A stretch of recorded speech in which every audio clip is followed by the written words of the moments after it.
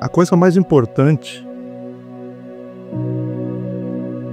do Evangelho em nossas vidas é nós descobrir a que espírito nós pertencemos. Certa vez Jesus pediu para 2 discípulos dele seguir à frente, preparar um caminho que ele estava para ir para Jerusalém, onde ele seria morto, seria entregue na mão dos fariseus e dos publicanos e fariseus lá de Jerusalém. E eles foram no caminho, chegaram numa estalagem, e era a estalagem de samaritanos. Os samaritanos, segundo a tradição religiosa, eles não se davam com os judeus por disputas políticas. Então eles perceberam que aqueles 2 rapazes iam para Jerusalém. E eles não prepararam nada para eles. Os expulsaram. E eles, com uma falta grande de amor no coração deles, vieram para Jesus e disseram: os samaritanos não nos receberam. Eles não foram simpáticos conosco. Vamos mandar descer fogo do céu e consumir esses samaritanos. E Jesus virou para eles e disse: vocês compreendem a que espírito vocês pertencem? E essa é a pergunta que eu quero deixar aqui. Se nós sabemos a que espírito nós pertencemos, eu sempre creio e professo o Evangelho é do espírito do Evangelho. Falo na essência do Evangelho. Eu tenho uma frase que eu gosto de dizer, que aquilo que Jesus viveu e foi é aquilo que eu preciso viver e ser. Como exemplo, porque Jesus é um Deus encarnado. A palavra de Deus diz que ninguém jamais viu a Deus e que Deus habita em glória e luz inacessíveis. Mas o Filho de Deus, o unigênito do Pai, foi quem o revelou. Então, se você quer conhecer a Deus, você precisa conhecer a Jesus. Não há outro meio. Ele mesmo disse: eu sou o caminho, eu sou a verdade, eu sou a vida. Caminho que conduz a uma verdade e que acaba na vida eterna. É tudo por Jesus. É tudo por intermédio de Jesus. Então aquilo que ele viveu e foi e nos ensinou, e tudo que está na essência do que ele ensinou, a melhor coisa é você ver Jesus. A melhor coisa é você ir lá no Sermão do Monte, que a espinha dorsal do Evangelho está no Sermão do Monte. As doutrinas práticas da vida cotidiana nossa estão tudo ali. Então você lê Mateus capítulo 5, 6 e 7. Você lê Lucas capítulo 6, do versículo 20 ao versículo 50. Aonde está o Sermão do Monte?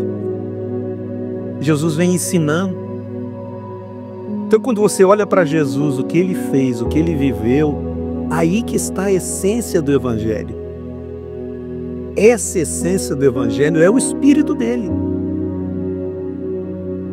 E quando Jesus falou para os 2 rapazes, o Tiago e João, que eram chamados filhos do trovão, porque eles eram austeros nas suas atitudes, eram impetuosos, Jesus olhou para eles e disse: vocês não sabem a que espírito vocês pertencem? porque o Filho do Homem veio para salvar os homens e não para os destruir. Por isso que na nossa vida cotidiana, na nossa vida de fé, na nossa vida comum,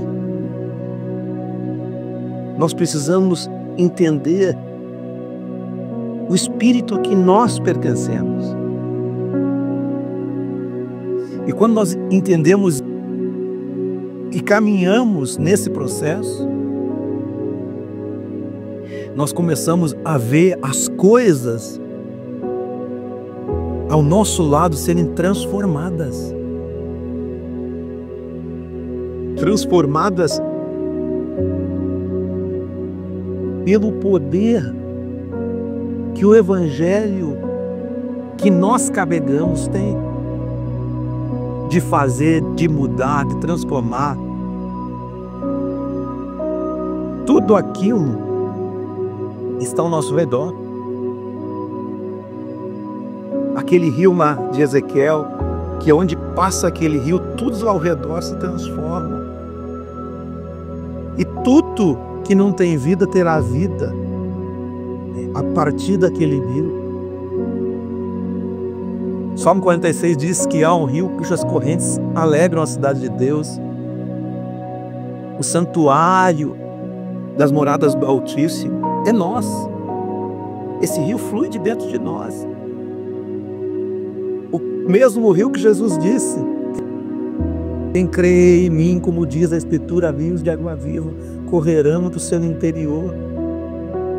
O Evangelho é um rio, o Evangelho é uma fluência de vida por onde quer que você ande. Que espírito nós pertencemos? O espírito que agrega? Ou ao espírito que desagrega? Ao espírito que ama? A essência do Evangelho de Jesus. O Evangelho de Jesus é diferente de tudo que você já viu sobre religião. E esse é o Evangelho, é a essência. Ninguém pode conhecer a Deus se não for pelo exemplo de Jesus, porque Ele é o Filho do homem.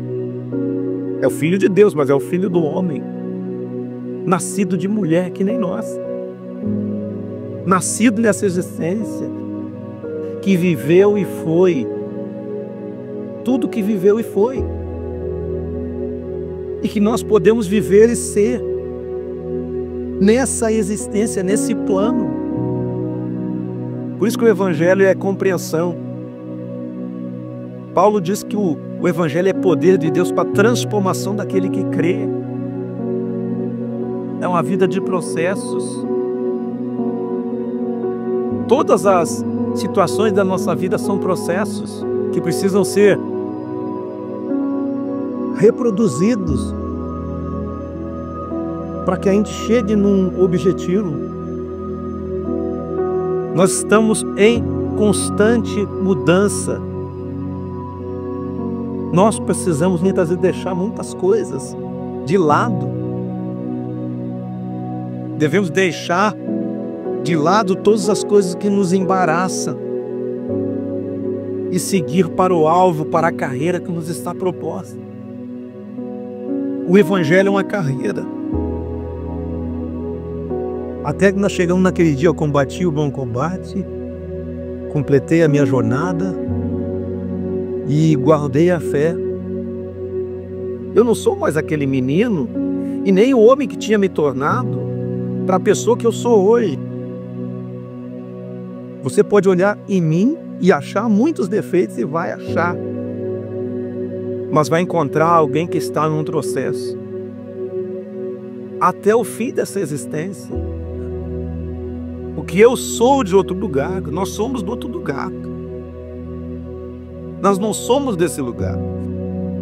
Nós viemos, pelo Espírito nós viemos para cá e voltaremos para lá. Como diz lá no Salmo 139, Ele nos conhece desde o ventre da nossa mãe. Nós não podemos nos esconder dele. Se há, pois, alguma exortação em Cristo, alguma consolação, de amor, alguma comunhão do Espírito. Eu acho que há comunhão do Espírito entre nós.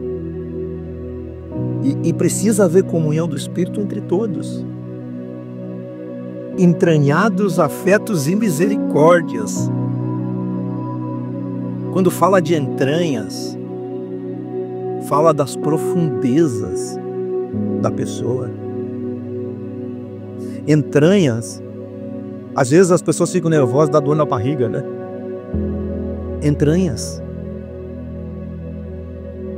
Que em você precisa ter entranhados afetos e misericórdias. É um atributo de Jesus. Bem-aventurados misericordiosos, porque alcançam misericórdia. Paulo falando a Coríntios, ele diz: para vós outros, ó Coríntios, abre-se os nossos lábios, alarga-se o nosso coração. Vocês não têm limites em nós, mas vocês estão limitados em vossos próprios afetos. Estamos limitados nos nossos próprios afetos. Eles não eram afetuosos com outras pessoas. São limitados nos vossos próprios afetos. Ora, como justa retribuição, eu falo a vocês: dilatai-vos. Nós precisamos nos dilatar, nos expandir em afetos e misericórdias. Sem falar no amor,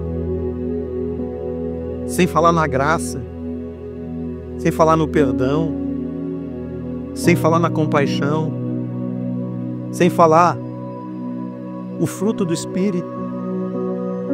Enfim, tantos outros atributos. De modo que vocês pensem, escute, pensem a mesma coisa. Pensem a mesma coisa. Unidos de mente. Tenham o mesmo amor. Sejam unidos de alma, tendo o mesmo sentimento. Nada faça por partidarismo. Eu tenho meu grupo, você tem seu grupo. Eu sou daqui, eu sou dali. E eu não estou falando de grupos religiosos. Nós estou falando de evangelho. Por isso que somos limitados em afetos e misericórdias. Os samaritanos não se davam com os judeus por causa de políticas e separações. Então, pense da mesma forma, tenham o mesmo amor, sejais unidos de alma, tendo o mesmo sentimento. Nada faça por partidarismo ou por vanglória, mas por humildade, considerando cada um o outro superior a si mesmo. Acolher aquele que, teoricamente, tem menor importância. Não tenha cada um em vista o que é propriamente seu, senão também cada qual o que é dos outros. É a importância de você se preocupar com o próximo, com a pessoa que está próxima de você. Se importar com a necessidade do outro, se doer pela tristeza, pela tragédia do outro, ter empatia das pessoas. com o sofrimento das pessoas. E isso sim é evangelho. Isso sim é prática de vida, que traz vida para nós e essa vida flui para outras pessoas. Tende em vós o mesmo sentimento que houve também em Cristo. Pois ele, subsistindo à forma de Deus, não julgou por usurpação o ser igual a Deus. Antes a si mesmo se esvaziou, assumindo forma de servo, tornando-se semelhança de homens e reconhecido em figura humana. A si mesmo se humilhou, tornou-se obediente até a morte de cruz.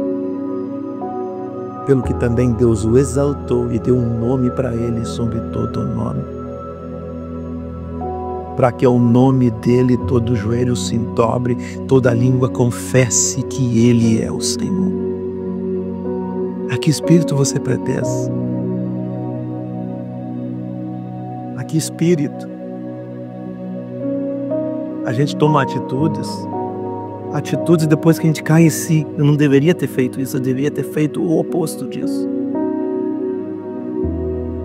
E aí eu lembro sempre daquilo que Jesus falou: eu não conheço vocês,